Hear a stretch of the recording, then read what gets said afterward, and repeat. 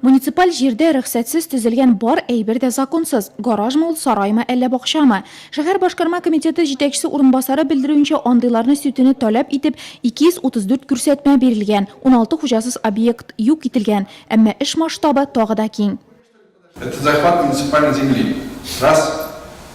Антисанитария. Два. Противопожарный. Три. Это потом только внешний облик города, о котором мы говорим. Только в конце уже. И эти жалобы к нам ежедневно приходят. Какие-то у нас планы есть. Мы не ставим задачу единовременно все это убрать. Есть у нас те незаконные постройки, которые мешают.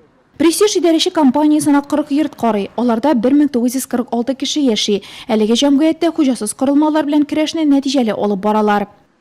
По улице Карла Маркса.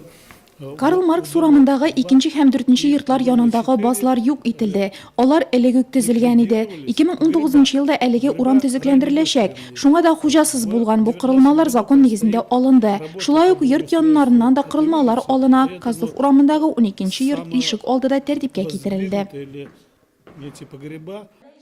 Җимере хәлгә җиткән сарайлар гына түгел, шәһәр йөзен бозып торучы бакчаларны бетерү практикасы да престиждан башлана. Җәмгыять җитәкчесе Козлов урамындагы эксперименталь бакча участогы белән мактанып алды. Әлеге компаниягә караган Самаренкин урамындагы 9 йорт алдындагы хуҗасыз гаражлар урынында бүген чәчәк утрауы. Бу уңай тәҗрибә алга таба да дәвам иттереләчәк диелде киңәшмәдә.